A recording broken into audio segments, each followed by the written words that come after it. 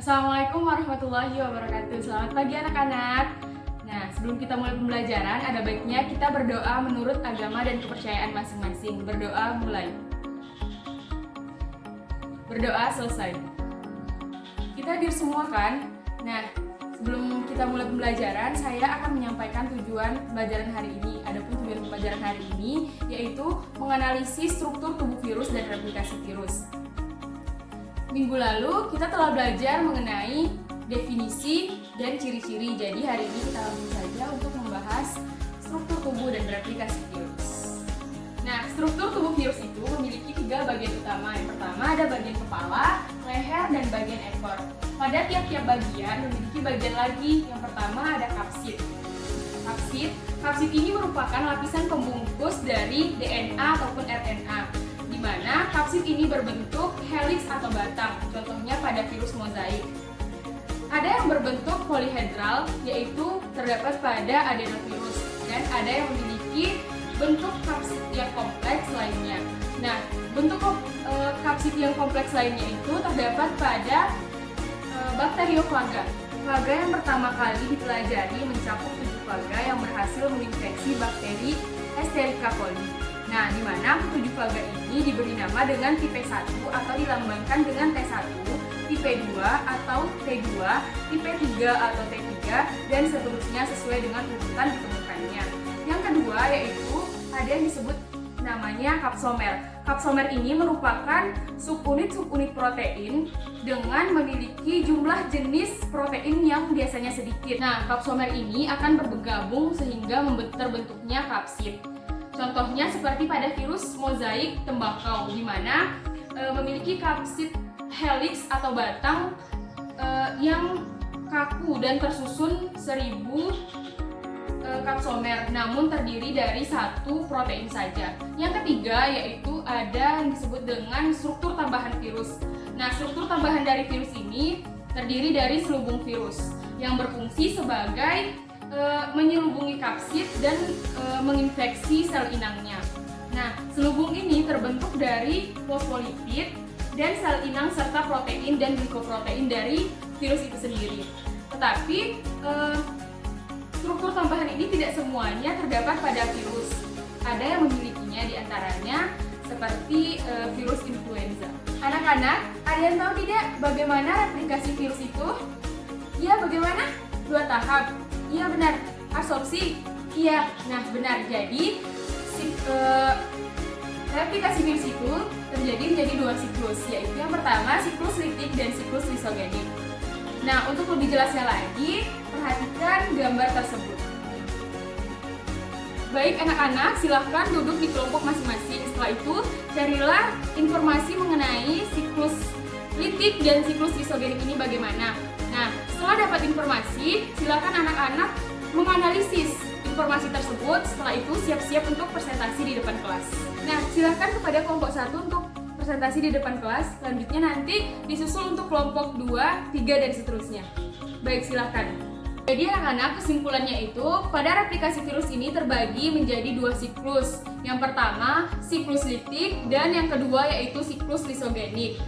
Siklus litik ini sangatlah simpel prosesnya, dimulai dari saat virus menempelnya pada bakteri. Nah, proses penempelan ini dinamakan adsorpsi.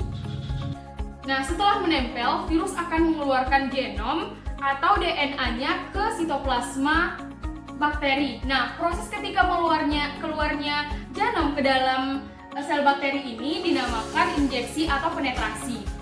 Tahap selanjutnya yaitu saat DNA virus masuk ke dalam sel bakteri, maka dengan jahatnya virus akan mengambil alih mesin DNA sel inang. Untuk apa sih diambil alihnya itu?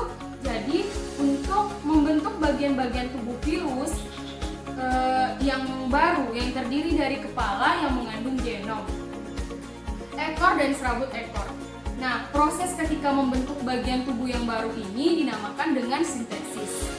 Tahap yang keempat yaitu setelah bagian tubuh tersebut terbentuk, maka bagian-bagian itu akan dirakit menjadi virus yang utuh. Nah, proses merakit virus menjadi bentuk yang utuh itu dinamakan eklipase atau perakitan.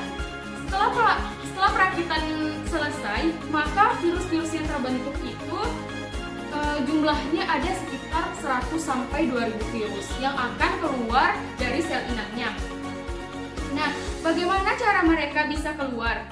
Caranya, mereka akan merusak dan menghancurkan sel inang sehingga sel inang akan mengalami pecah atau lisis. Nah, dan mengalami kematian. Nah, atas dasar itulah, maka virus bakteriofaga yang melakukan replikasi dan berujung kematian pada sel inang disebut dengan yang namanya siklus litik. Nah, proses ini memang sederhana, tetapi jangan salah, pada siklus litik ini membutuhkan waktu sekitar 20-30 menit dari tahap adsorpsi sampai ke lisis. Nah, itu terjadi pada suhu sekitar kira-kira 30 derajat Celcius lah. Nah, jadi itulah jahatnya virus. Jadi kita sebagai makhluk Tuhan harus mencukuri atas apa yang telah Tuhan berikan kepada kita dengan cara menjaga pola makan dan berolahraga. Nah, tahap selanjutnya yaitu siklus lisogenik. Nah, tahap pada siklus lisogenik itu yang pertama sama saja dengan tahap siklus litik tadi, dimulai dengan adsorpsi atau penempelan. Yang kedua yaitu tahap penetrasi atau injeksi. Nah, pada tahap ini virus akan memasukkan DNA-nya ke sel inang. Nah, dalam sel inang inilah DNA akan membentuk sebuah lingkaran. Nah, tahap selanjutnya itu tergantung dari faktor yang mempengaruhinya. Nah, apa sih faktor yang mempengaruhinya itu? Salah satunya yaitu faktor zat kimia yang berbahaya. Jika faktor itu terjadi, maka proses tersebut akan dialihkan dari siklus lisogenik ke siklus litik. Nah, apabila lanjut ke tahap siklus lisogenik, maka akan terjadi penggabungan.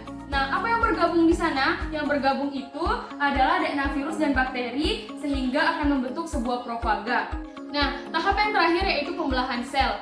Ketika sel mengalami pembelahan dan memperbanyak dirinya, maka profaga yang terdapat di dalam sel juga akan mengalami perubahan, sehingga sel bakteri yang baru juga akan mengandung profaga. Anak-anak udah paham semua? Ya, baik, alhamdulillah jika sudah paham. Jadi, tugas untuk minggu depan saya beri tugas yaitu membuat struktur tubuh virus, tapi bukan seperti ini, 3 dimensi ya. Nah, jadi itu tugas untuk minggu depan, menggambar struktur tubuh virus 3 dimensi. Nah, untuk materi minggu depan, kita lanjut ke peranan virus dalam kehidupan manusia, dalam kehidupan. Nah, jadi silakan baca-baca di rumah, cari informasi mengenai materi tentang peranan virus dalam kehidupan apa aja. Baik, kita cukupkan untuk pertemuan hari ini.